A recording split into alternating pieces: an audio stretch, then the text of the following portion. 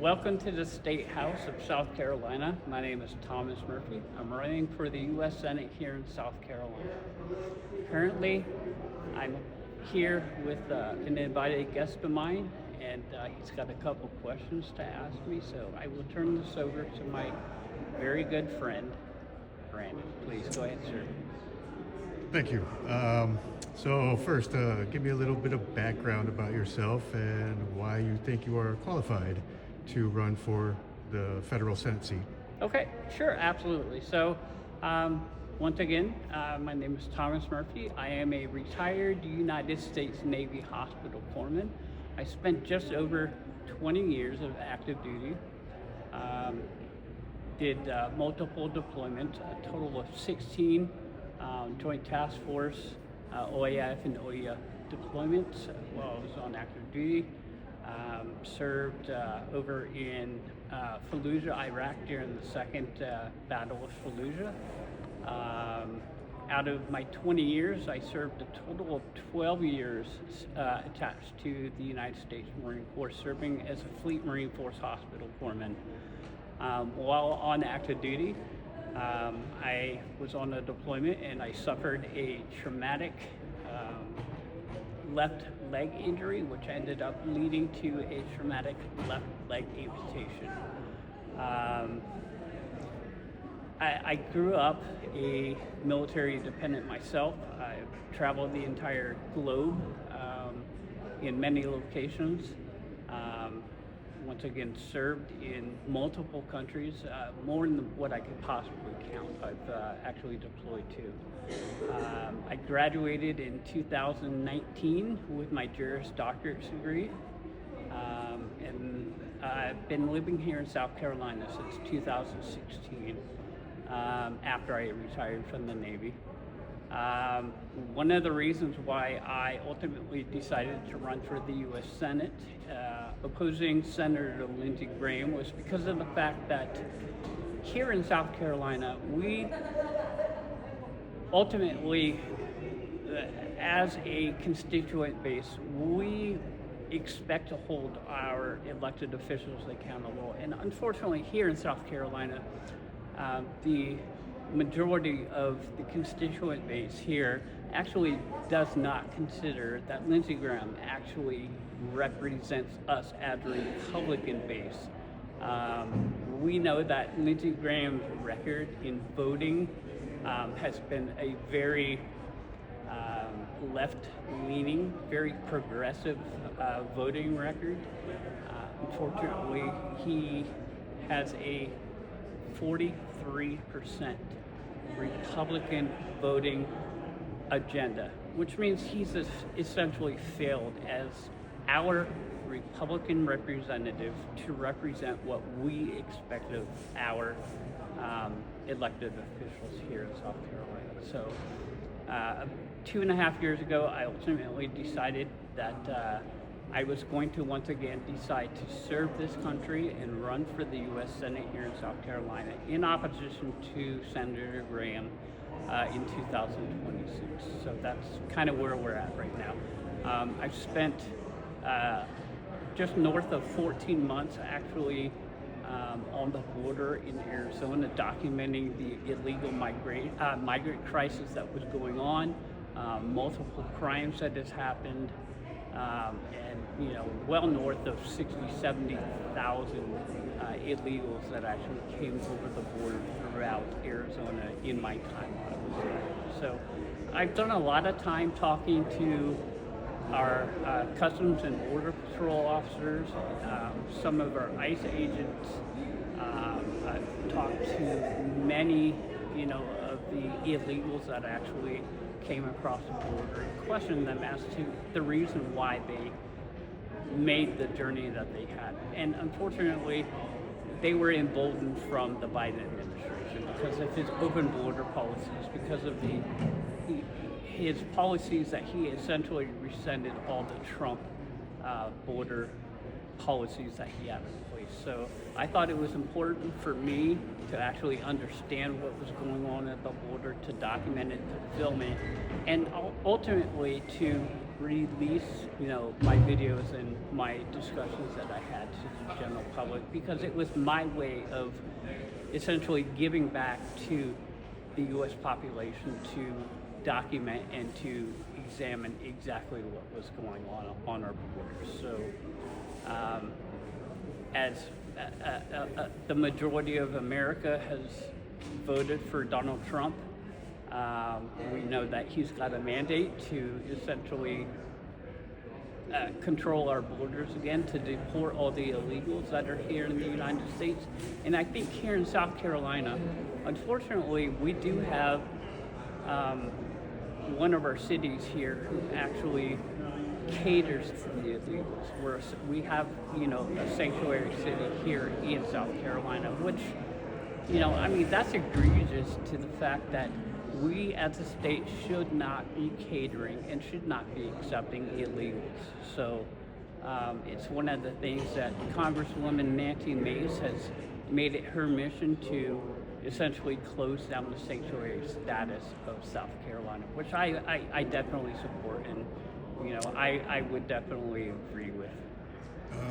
So what are some of your other policies and or proposals that you believe set you apart from Lindsey Graham and or any other persons that may end up running in the 2026 Senate election against yourself and or Lindsey Graham? So some of the policies that I actually champion, getting DEI out of anything that's involved in the United States. DEI has actually wrecked the United States military. We see that with the Biden administration's acceptance of transgenders. Unfortunately, that's one of the things that we do not hear Lindsey Graham actually coming out against. DEI is something that has essentially wrecked a lot of meaningful businesses and just stances of what we hold as a Republican Party here. Some of the other things that I champion, I'm one of the individuals who actually, I agree with President Trump's stance on peace through strength policy. Lindsey Graham is a definite war hawk that we know here. It seems like anything globally that revolves around war, Lindsey Graham is all about. And unfortunately, a lot of, the weapons manufacturers and the pundits that actually push the sale of, destructive weapons and war type articles, Lindsey Graham frequently has those individuals in his office that has his ear, which most of the citizens here in the state of South Carolina are opposed of. We don't agree as a Republican Party, and most of the Republican Party here disagrees with the entire Ukraine war that is going on. So I oppose the fact that Lindsey Graham pushes so hard and is a very pro-war in Ukraine type individual.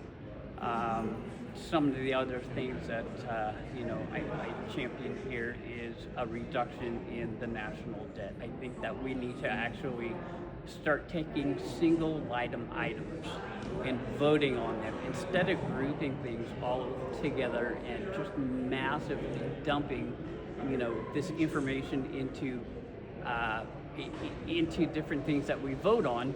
I think we need to actually break it down to a single situation so that we know where our money is actually going to, so that we as a nation are in a serious financial crisis. We're over $36 trillion in debt. Unfortunately, the policies that Lindsey Graham champions doesn't reduce any of that additional national debt that's being incurred by the United States. So you would support a line item veto? Absolutely. Line item vetoes, I think, are absolutely the way to go. Some of the other things that I would champion that is in direct opposition to Lindsey Graham would be reducing taxes. As a country, I think there's a lot of individuals here in the U.S. that consider income tax to be a theft. And, that's one of the issues that I think that with President Trump, we're actually seeing that he's actually challenging, the income tax that so many people are having to pay. Property taxes here in South Carolina are abysmal. We have so many people who, it's unfortunate because people who own their homes should not also have to pay the government to own their homes. I don't think that we as a state need to actually have a property tax. The taxes on gas here are they're unreal. That's another thing that I would champion for the state of South Carolina and across the United States. And there was an additional question that you have. Please go ahead. It's been brought up since the election. I've heard it mentioned that there should be term limits in Congress. What is your feelings about that? So I'm a proponent, and I'm actually one of the individuals that have signed the pledge for term limits. I know that Senator Graham, when he initially ran for the U.S. Senate the first time, that was part of his platform, was to run for term limits.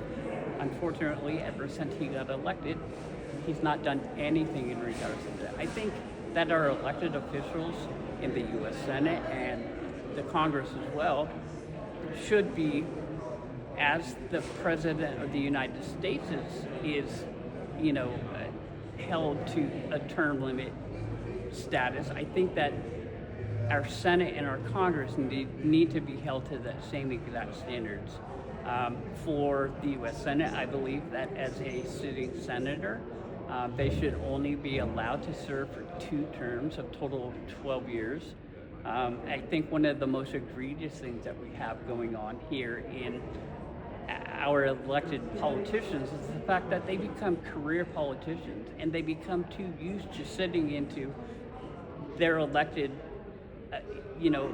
seats that they become involved in, and that complacency in regards to why they're actually there to represent the people tends to grow over the years. So I think as a state we should be able to require that term limits are held to our elected officials, and I think nationally that should be a referendum that we should also enjoy. One of the other things that I stand on that is in stark contrast to Senator Graham is I believe in medical freedoms. We know here in the United States that during the COVID crisis, the mandates that were placed on the United States for the COVID shots, we see that now all the death and the severe injuries due to the vaccinations have become a major issue. Just almost 2 years ago now going on, I actually joined with a national call for the ban of the COVID-19 shots being on the market, being required. And total, we have, I believe it's over 200 elected officials and candidates that have signed on with that coalition, calling for an end. Fortunately now that the COVID mandates have been reduced, taken away. But I think that, we continue to press on against against companies like Pfizer, who have benefited financially off of pushing this COVID vaccine. We know that during the crisis, there was a time where Lindsey Graham actually got on camera and was essentially being depicted as getting a COVID shot, and he was forcing that, saying that he thought that we needed to have these vaccines to be able to, to quell the COVID-19 crisis. And I stand in stark contrast to that. I think that we need to, as a country, be able to have, medical freedoms to decide ultimately what we put into our bodies and what we choose not to, and not have the, the federal government step in the way and mandate these type of medical procedures. Okay. Can you speak a little bit about how military guys need to put in 20 years before they get a pension as opposed to elected officials? Well, I know that with our elected officials, I do believe, and I'm going off of memory, I think it's with the U.S. Senate, with our Congress, after 12 years, they qualify for federal benefit for retirement. That's only 12 years of service, whereas, military members who we put our life on the line, a lot of us have deployed to combat and actually faced the enemy head on. Individuals such as myself have bled and actually lost body parts defending this country. And for the military, essentially, we have to serve a 20-year term career in order to receive those type of benefits. And we, like I said, we put our life on the line, our life and limb and sight to defend this country in order to receive those type benefits. For our elected officials to only have to serve half of that time and receive even more benefits, I think it's an egregious issue. If we as military members have to put a significant amount more time into serving our country, I think, our elected officials shouldn't benefit from, serving half of that time and getting more essentially benefits from serving the country.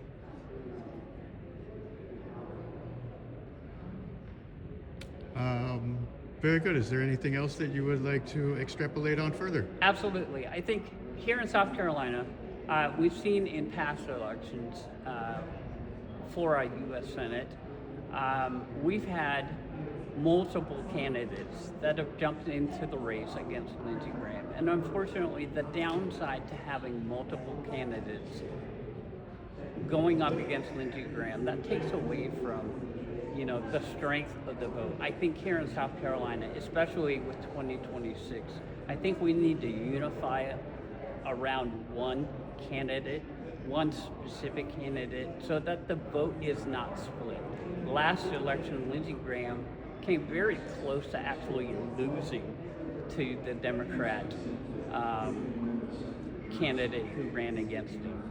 I think here it's imperative in 2026 that when we go into this election, we have only one candidate, one well-qualified candidate, one candidate who has sacrificed and has served a career already for this country to run against and hold Lindsey Graham accountable for all of his past votes and his actions. We see, like currently, he is standing up against the current nomination from President Trump for Pete Hegseth. And I think that's another issue that, President Trump put Pete up for this position, and for Lindsey Graham to be getting in the way of President Trump's nominations for his cabinet, I think it is an egregious issue. I think it's an issue that, once again, we need to hold Lindsey accountable. The cabinet holds their positions at the behest of the president, and for our Republican officials to stand in the way and question our elected president, I think it's an issue.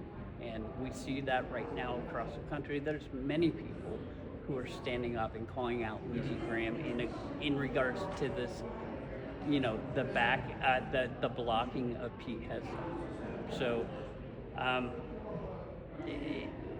we, as a state, as a country, should expect that our Republican officials vote as a Republican and not an independent or a progressive. Unfortunately, that's the downsides to what we see in regards to the Lindsey Graham. So I think we need to unify as a state around one specific candidate. If it's not me, I think we need to find a candidate. But I think right now, I'm very well qualified to stand up against Lindsey, to be an example of what we can expect for our elected officials. I think the constituent base, their voice is the most important thing. If it wasn't for the constituent base electing those officials would not be in office. So when our constituent base constantly says, this is what I think needs to happen, elected officials need to pay attention to the constituent base, because that's who they work for, and that's who I will work for. I will listen, and I've shown it time and time again, interacting with people on multiple platforms. When people have questions about my policies, about my stances, I interact and I give my feedback, and I think that's very important. We had seen there in the speaker race, we had quite a few congressmen that actually came onto the X platform and actually started having conversations with people in an open forum. We've had George Santos, the ex-congressman from up in New York, who openly would come into the X spaces and have discussions like that. Senator Mike Lee, he does this quite frequently. He'll open up or become involved in spaces. Congressman Nancy Mace, once again, she also does the same thing. And I think that's probably one of the most important things, is when we have an elected official, they need to have those open dialogues with the constituent base so that they know what the voting stance is of the people, because it's the people's voice that is the most important thing. It is we, the people, who are supposed to be, in charge of what our government does. So I think ultimately I've shown over the last couple of years that I actively engage with people. I enjoy the open dialogue, the debates back and forth with people, because I think that's also an important issue. If people don't have the opportunity to stand up and say no or yes, this is what I agree or don't disagree with, then I think that shuts down the communication and the voting of our elected officials. I think the people's voice is probably the most important thing out there right now. All right. I'm fairly certain that when this goes post-edit and everything, your different social media platforms and stuff, so that people can get in touch with you, will be linked to the video. Absolutely. But I was wondering, is there any way that people might be able to meet up with you face-to-face and shake your hand and ask you personal questions that concerns them in their everyday life? How might they be able to actually meet with you face to face? Absolutely. So I've made a personal obligation that from now until the elections in 2026, I'm going to make routine Saturday visits to the counties across South Carolina. I've already put a significant list of dates that are out there available, and I'll post those across all social media aspects. But I think it's important, for me to get out in front of the voting base to be able to talk to people, so that everybody has the opportunity, whether they're on a social media platform or not, to be able to say, okay, if you want to run for the U.S. Senate, here are my questions for you. These are what I want to know about what your stances are. And I think those dialogues are very, very important. So I have obligated myself every Saturday between now and the election to actually get out, to do, to do meetups with groups of people, I've obligated myself to any of the Republican parties in any of our counties, if they would like me to come and talk. I would be more than happy to come out and talk about what my policy, what my platform is all about. I've got many people across the state who are also conjoining my efforts to be able to, successfully run a campaign, that are actively organizing meetups and rallies. So my obligation from now until the election to get out every Saturday, to meet up with people, to do coffee talks with people, to actually have those face-to-face, one-on-one dialogues so that I know the people that are voting and so that the people who are voting know who I am. That's very important. Well, thank you very much, Mr. Murphy. Thank you. I appreciate it. Have a wonderful afternoon. You too.